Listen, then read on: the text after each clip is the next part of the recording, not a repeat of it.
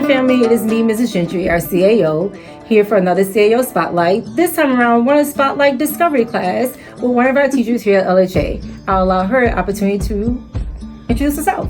Hi, I'm Margaret MacKay. I teach grades 3 to 5 in our self-contained program that we call our Discovery program. Welcome, Maggie. So let's talk a little bit about Discovery, right?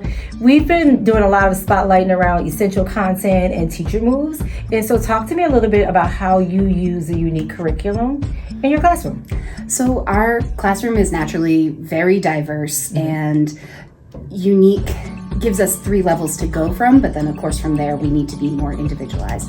I work with an incredible team who are all in, and we stick to our structures and routines as much as possible because kids are unpredictable. Yes. We never know what's going to happen, so as long as we have something we can fall back on, our team kind of fluidly moves through the unique lesson plans. Cool. Yeah. So before we move on, I want to sample a couple of things you said. One, you said this thing about structure. Anybody who knows me know I love structure.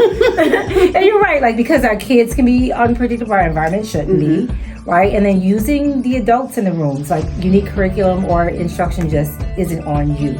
Right. It's like a dance. If any of us has to handle something else that's going on in the classroom, someone just fluidly moves into a place of need, which is great. And we're all very familiar with it because it repeats month to month so we can know our flow and what students need from it. Gotcha. Yeah. And I think just to slow up a little bit for folks who aren't sure about what is a discovery room. That's true. Right? Let's talk a little bit about what one might expect in a discovery room. So the students who qualify for our discovery classroom, a traditional classroom environment is not the right fit for them, for their needs to be met.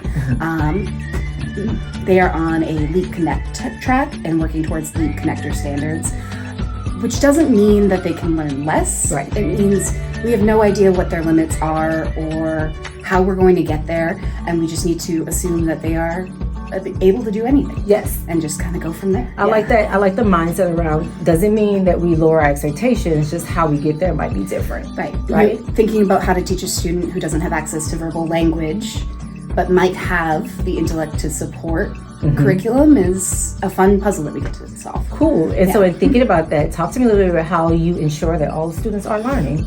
We're lucky to have so many staff in our classroom, and we do lots of talks of, if we are all doing a lesson on division, what is this student supposed to be getting from this lesson? Is she working on the division, or is she just working on one-to-one correspondence in the presence of a 3rd grade lesson? Yeah. So that is, we always ground ourselves in what does this student need to get from this. Cool. Yeah. So it feels like, to your point, an intricate dance, right? Yeah. Like, each student needs something a little bit different. Yeah. Each adult supports in a different way to make sure that our kids are actually learning. Right. Cool. It was so great to talk to you Thank about you for your discovery. And I love the idea of they don't learn less, they just learn differently. Yeah.